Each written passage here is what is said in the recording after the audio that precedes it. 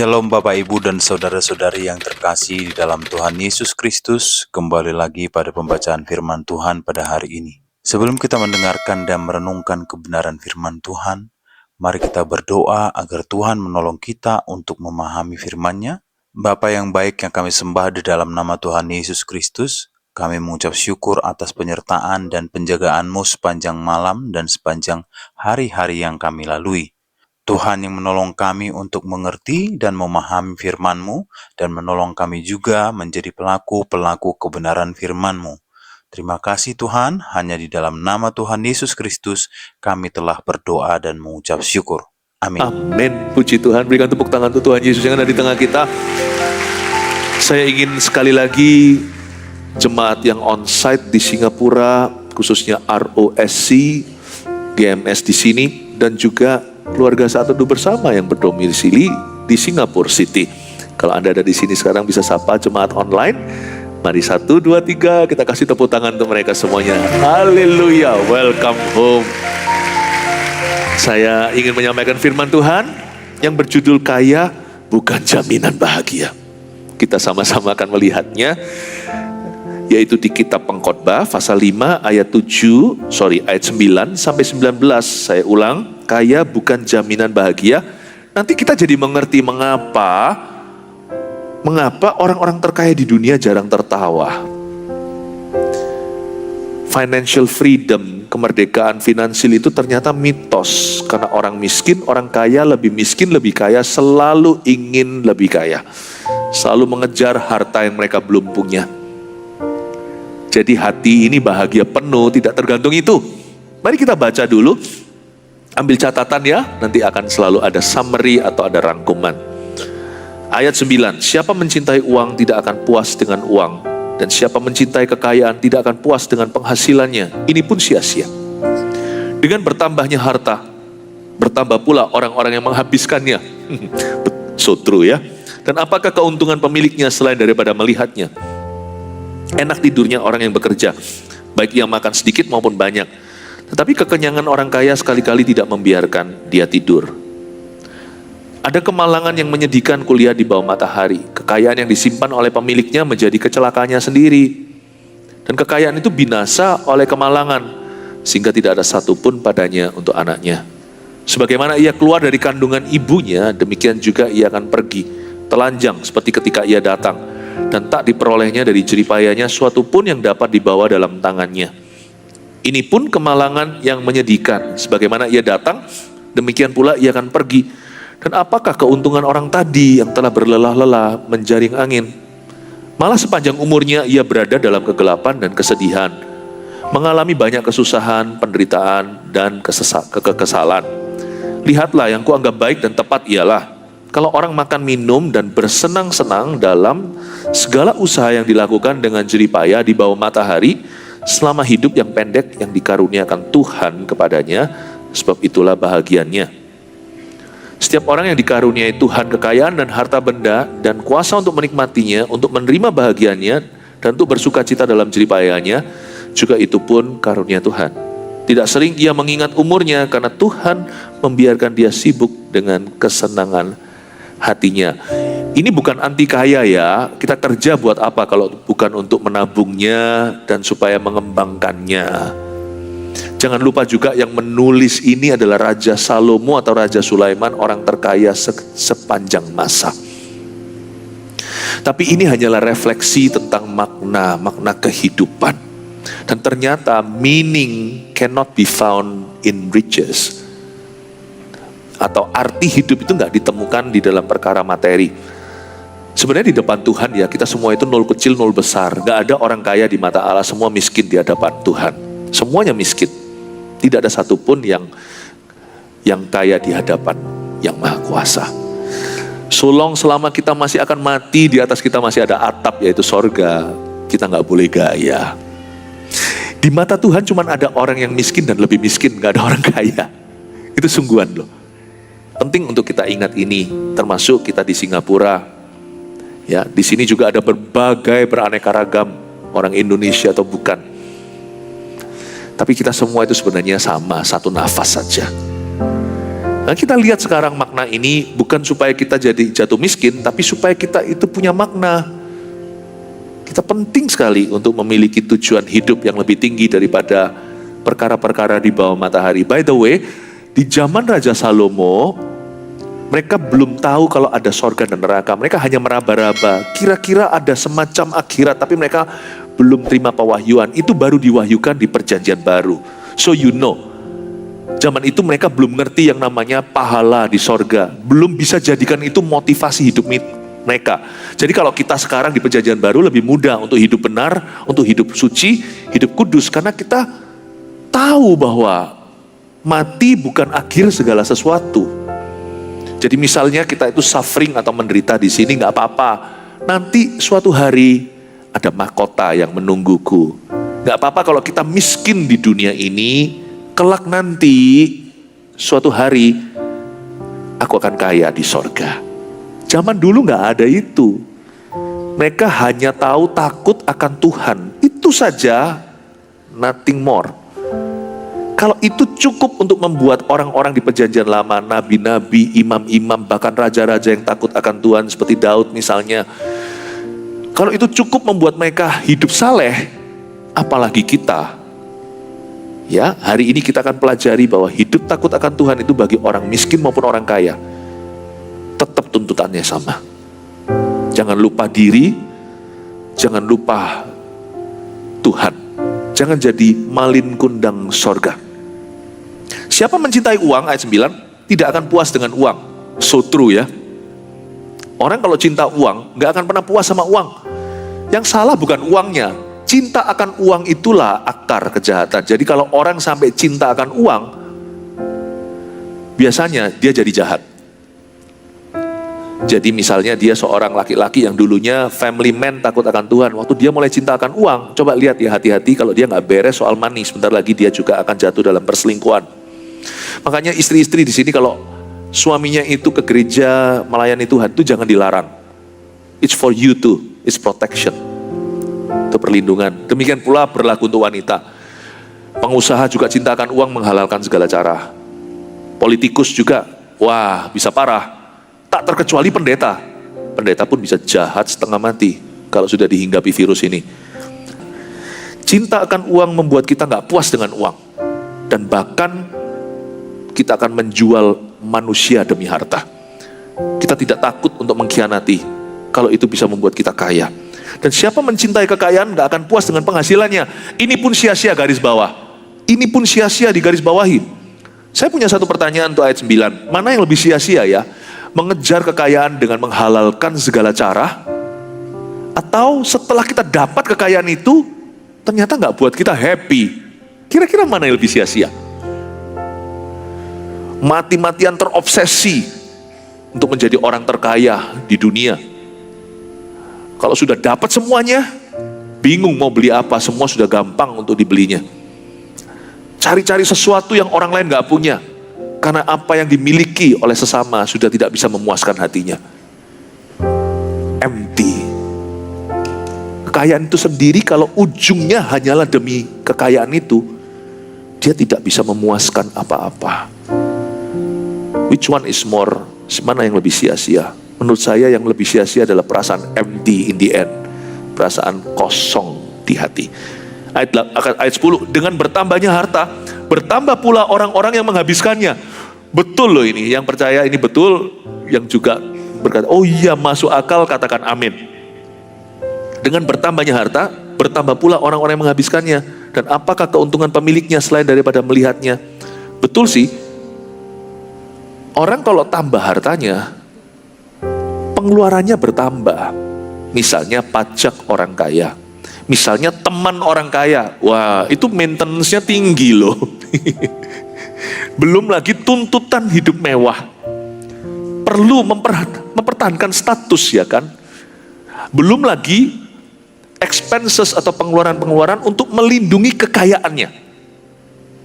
Punya koleksi apa, perlu perawatan, perlu brangasnya, bahkan brangas istimewa.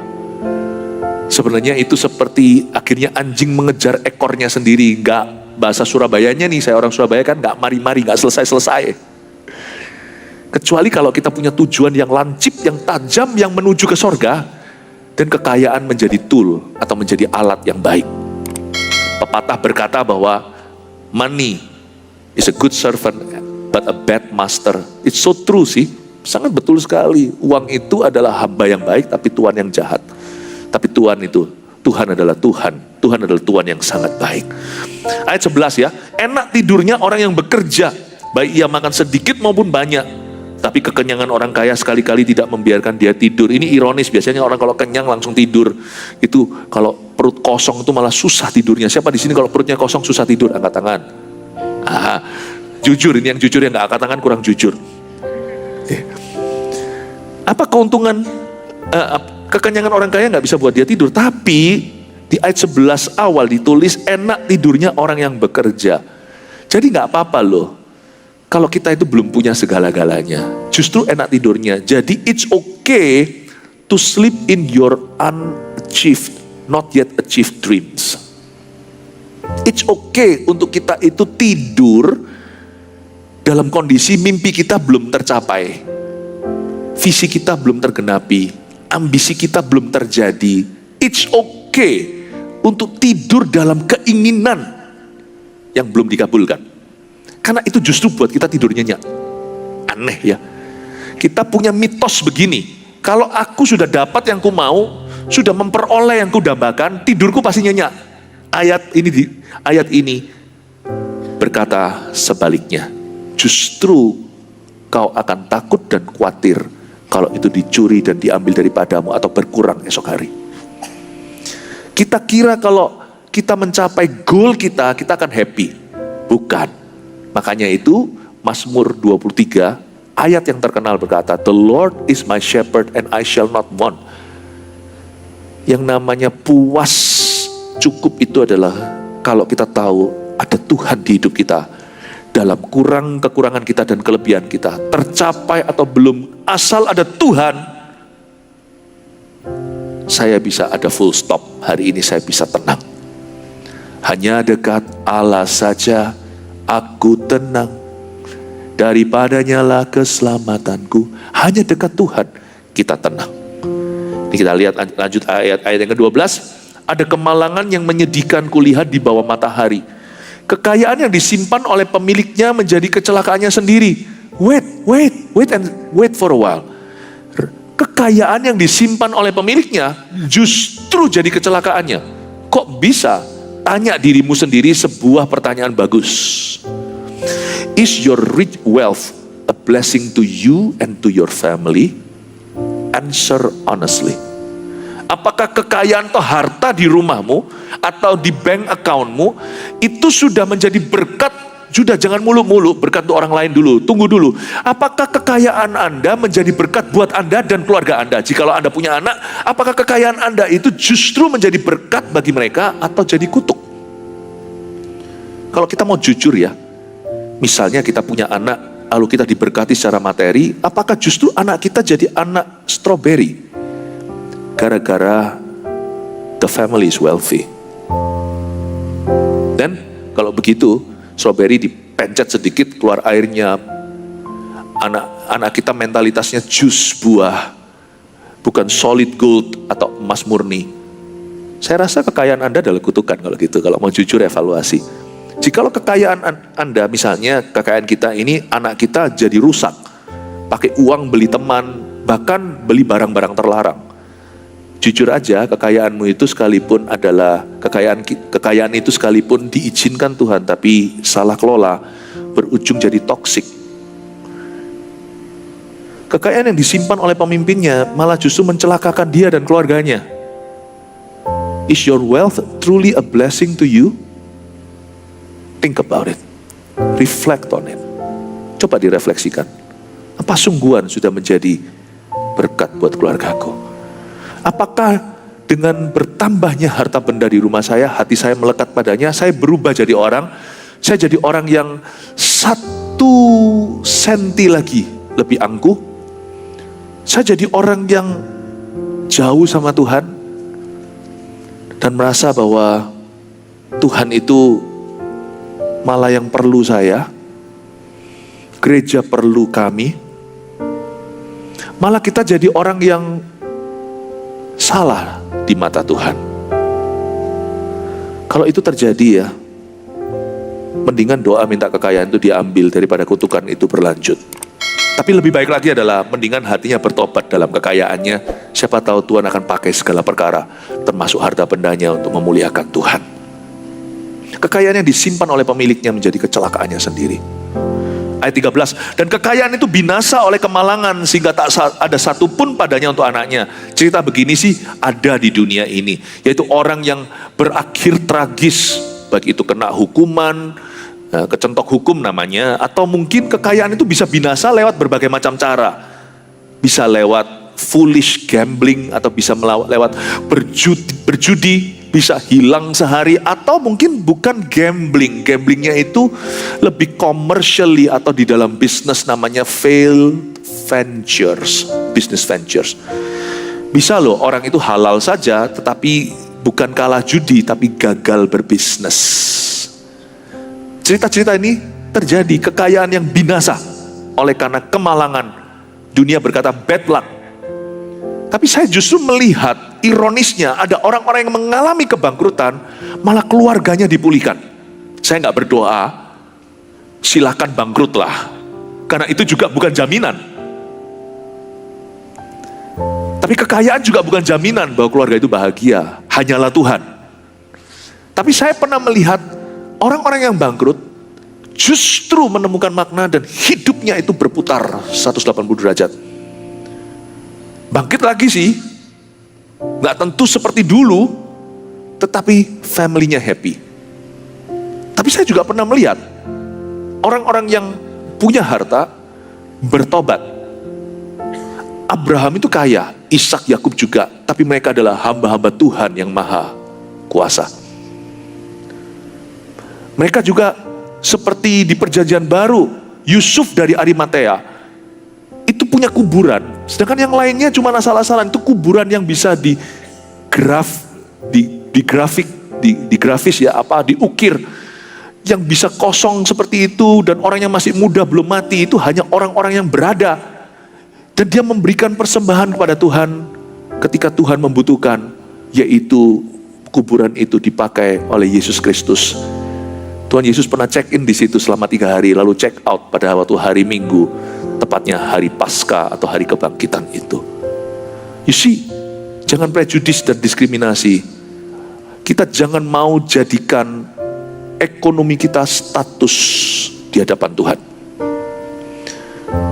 Jangan mau kita dihakimi berdasarkan uang di bank kita berapa banyak atau berapa sedikit. We are valuable to God. Kita ini precious dan berharga bukan karena apa yang melekat di tubuh kita, bukan merek pakaian kita. Merek pakaian kita apapun juga, ginjal masing-masing kita tetap 2. Badan kita berharga, nyawa kita itu tak terhingga nilainya. Kekayaan itu bisa binasa. Karena itu jangan kau taruh harapanmu di sana, melainkan kelolalah dengan takut akan Tuhan. Ayat 14, sebagaimana ia keluar dari kandungan ibunya, demikian juga ia akan pergi, telanjang seperti ketika ia datang. Ini cerita tentang kelahiran dan kematian manusia, dan tak diperolehnya dari jeripayanya suatu pun yang dapat dibawa dalam tangannya. Death is the end of wealth. Setiap kita akan hadapi itu. Semua kita akan berakhir di berapa kali berapa jikalau kita tidak dikremasi. Semua kita konglomerat atau melarat. Kita mau naik mobil apa hari ini, semua kita akhirnya akan naik mobil mayat. Ujungnya, sorry itu saya, gereja harus buka mulut seperti ini, karena gereja bukan bermain agama, tapi gereja adalah jalan keselamatan dan jalan kehidupan. Debu akan kembali menjadi debu, tanah kembali menjadi tanah. Death is the end of wealth. Kematian adalah akhir segala sesuatu berhubungan dengan kekayaan materi. Itulah sebabnya saya jadi ingat, karena kita di perjanjian baru, tanganku kerja buat Tuhan, mulutku memuji namanya, kakiku berjalan cari jiwa, upahku besar di surga.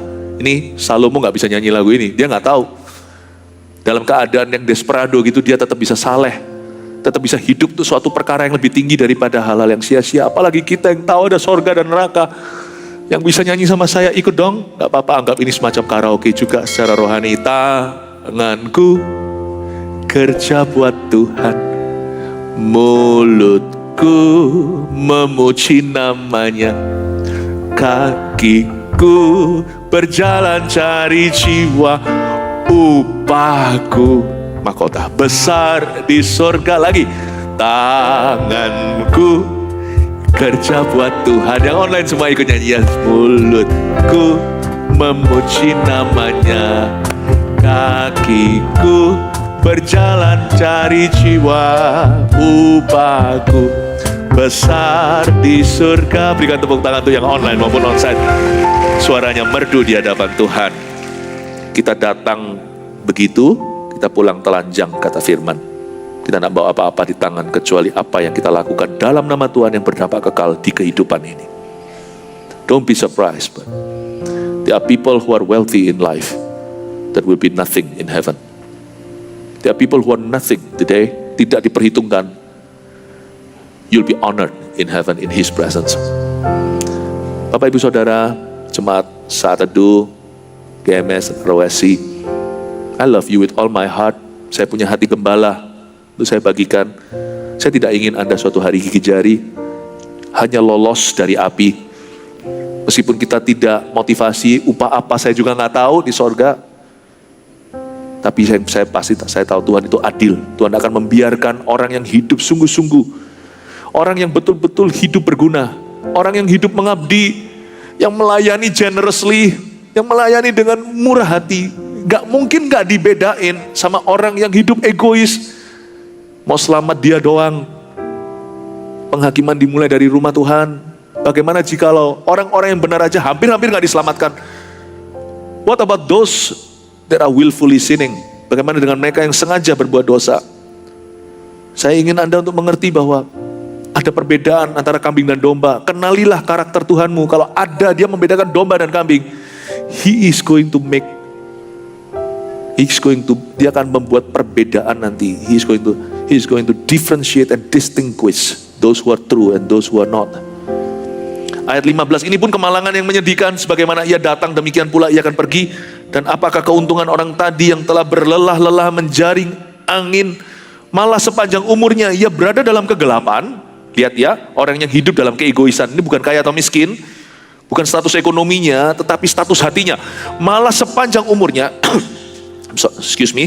ia berada dalam kegelapan dan kesedihan, mengalami banyak kesusahan, penderitaan dan kekesalan. Lihat ayat 16, orang yang hidup bagi dirinya malah kehilangan segalanya, malah kehilangan damai sejahtera, sukacita, malah kehilangan nyawanya.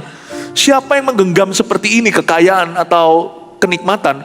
With a clenched fist like this, I assure you, you'll not find joy. Tidak akan menemukan makna, tidak akan menemukan sukacita.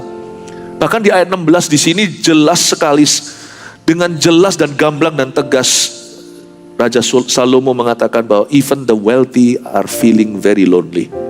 Bahkan orang-orang terkaya di dunia itu juga some of the loneliest creatures. Why they seldom smile? Now you know the answer. Mereka itu mengalami kegelapan, kesedihan, banyak kesusahan, penderitaan, kekesalan. Sama. Bahasa Ibraninya dicatat, coba. Ini versi Jawa. Sami mawon. Sama saja. Bahasa Singapuranya same lah. Bahasa Indonya 11-12. Bahasa Chinese-nya caputuo lah. Bahasa Konghunya camto. Apalagi sekarang pokoknya yang penting kita tahu bahwa manusia itu sama di mata Tuhan. Ya, lihat ayat 17. Lihatlah yang kuanggap baik dan tepat ialah kalau orang makan minum dan bersenang-senang dalam segala usaha yang wait. Ini disuruh party hard ya. Disuruh berpesta-pesta foya-foya, pesta pora, pesta dosa. Bukan. Ayat 17 ini netral. Dia berkata, lihatlah yang kuanggap baik dan tepat ialah. Dalam hikmat dia berkata, jadi bukan demi dosa. Kalau orang makan minum dan bersenang-senang dalam segala usaha yang dilakukan dengan jerih payah, katakan senang. Coba semua katakan senang. Kalau yang lebih baik adalah kalau orang bersenang-senang dalam segala usaha yang dilakukan dengan jerih payah di bawah matahari selama hidup yang pendek yang dikaruniakan Tuhan kepadanya, sebab itulah bagiannya. Ayat 17 Bapak Ibu Saudara keluarga saat teduh yang saya kasihi, ini bukan endorsement dosa silahkan sana, bukan. Ayat ini menunjukkan pada kita bahwa selain kita diperbolehkan enjoy life tanpa dosa, banyak hal loh yang kita bisa dinikmati di hidup ini tanpa harus melanggar firman Allah.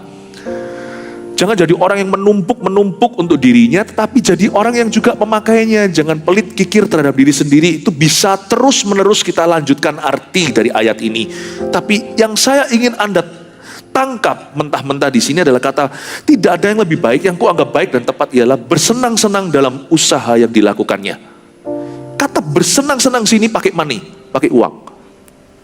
Ini the right use of wealth atau pemakaian harta yang benar, yaitu dipakai untuk menyenangkan Tuhan. Apakah kita bisa bersenang-senang di luar Tuhan? Nggak bisa. Pakailah untuk menyenangkan Tuhan dan menyenangkan sesama. Makan kalau tidak sama orang-orang yang kita cinta, mau beli makanan termahal di dunia juga nggak nikmat-nikmat amat, betul kan? Suka nggak kita kalau kita fine dining sendiri, makan paling mahal, Wagyu A5, ya A5, lalu habis itu seafood yang tidak bisa dicari, yang langka, yang gimana, kalau perlu makan apapun dessertnya itu pakai gold, pakai emas apa itu, gold yang bisa edible, yang bisa dimakan itu. Kalau perlu semua makan gold sampai diare kita. Kalau perlu makan emas yang tipis-tipis sudah enggak, udah biasa terlalu murah, makan yang lempengan sekalian, makan yang logam mulia. Rompal giginya enggak apa-apa, besok kita pasang yang baru. Ya, I have to find some ways to spend. Apa sih happy-nya kalau kita makan lalu habis itu akuarium di atas sana kita lihat hiu, tapi sendirian. Are you lonesome tonight? Jadi lonely. Baru indah kalau kita makan dengan seorang yang kita cinta. Istrinya misalnya, tunangannya, anak-anaknya ikut, papa mama. Money is a good tool, to please other people. In the good way, ya. Dengan cara yang baik. Saya ngerti sekarang maksudnya. Sebab itulah bahagiannya, kata ayat 17, ayat 18. Tak lama lagi kita selesai ya. Setiap orang yang dikaruniai Tuhan kekayaan dan harta benda dan kuasa untuk menikmatinya, untuk menerima bahagianya dan untuk bersuka cita dalam jeripayanya. Juga itu pun karunia Tuhan, katakan karunia Tuhan. Terakhir, tidak sering ia mengingat umurnya, karena Tuhan membiarkan dia sibuk dengan kesenangan hatinya. Coba perhatikan kata karunia Tuhan. Karunia Tuhan di sini artinya gift, kado. Kekayaan itu kado dari Tuhan. Makanya bodohlah orang yang iri sama sukses orang. Ya kalau dia salah di depan Tuhan nanti dia akan diurusi Tuhan. Tapi kalau dia benar di depan Tuhan, dia mengelolanya. Kalau Tuhan kasih dia 5 talenta, yang punya 1 talenta, jangan marah-marah, tapi talenta sendiri tidak diapa-apain, disimpan di bawah tanah. Yang punya 2 talenta, jangan irilah sama yang 5 dan jangan gaya sama yang 1. Setiap orang itu akan diuji oleh Tuhan. Jangan lupa, karunia itu artinya gift, pemberian. Tuhan berkasih karunia lebih ke orang itu. Apa masalahmu? Bukankah kita semua patut masuk neraka? Kalau kita semuanya harusnya dihukum mati, lalu tiba-tiba Perdana Menteri atau Presiden memberi grasi, nggak jadi, happy kan? Kita keluar dari penjara, yang satu dikasih makan steak, yang satu dikasih makan makanan biasa. Misalnya yang satu dikasih makan steak gimana, satu dikasih laksa. Kalau saya sih milih laksa sih. Satu dikasih makan Hokian mie, yang satu dikasih makan pecel ala Jawa Timur, yang satu lagi dikasih makan yang mahal-mahal. Jangan marah lah, jangan cekik-cekian lah. Sama-sama harusnya mati, nggak jadi kok. Yang satu mau dikasih makan yang mahal, satu lebih murah. Kan urusan Tuhan. Tuhan bermurah hati kepada siapa dia bermurah hati, ya kan? Karunia itu gift. Gak bisa kita itu yang lebih berkata, gua hebat. Itu karunia kok, kamu kok gaya. Yang sedikit gak boleh iri. Loh, Tuhan mau kasih dia banyak, apa masalahmu? Yang penting kan sana namanya tertulis dalam kitab kehidupan. Betul ya? Tapi selain itu, kata karunia itu artinya, do you know what? Test. Karunia itu bukan hanya gift, tapi test. It's a test. Tuhan kalau kasih kita karunia, Tuhan tuh menguji kita. Kamu apain tuh talenta? Kamu lus-lus atau kamu kelola? Selain itu juga suatu ujian bagaimana kita melihat orang lain. Apakah kita bisa sukacita untuk keberhasilan mereka? Setiap karunia diberi pada kita, termasuk harta benda, uang juga, itu satu adalah pemberian cuma-cuma. Meskipun kita bekerja keras untuk itu, tapi tidak ada garansi. Berapa banyak orang kerja keras ya pas-pasan, tapi ada orang yang kerjanya ya gak keras-keras juga jadi luar biasa. Itu semua karunia. Ya, jangan putus asa. Kalau Tuhan tidak memberi atau sudah memberimu, janganlah kita menyombongkan hati. Karunia itu gift pemberian, tapi karunia itu juga tes, ujian. Kalau kita dikasih uang, diapain tuh? Tuhan mengujimu. Kita kasih uang 1, 2, 5 talenta, 1, 2 juta, 5 juta. Tuhan melihat yang 5 juta diapain? Yang 2 juta diapain? Yang 1 juta diapain? Yang 100 ribu rupiah diapain? Yang 100 ribu dolar diapain? Tuhan itu kasih sedikit atau banyak, itu ujian. Dan bisakah kita setia dalam perkara sederhana? Termasuk yang 5 talenta. Apakah hatimu tetap akan simple di hadapan Tuhan atau mulai gaya? Tuhan, God is testing you. Tuhan mengujimu. With the money that's in your hand, God is testing you. Tuhan mengujimu. Tidak sering dia mengingat umurnya, tapi dia sibuk dengan kesenangan hatinya. Ya, try not to think about life too much, but keep busy lah. Ya, kita terus sibuk aja. Yang saya terapkan adalah nggak usah terlalu banyak mikir. Yang penting kerja.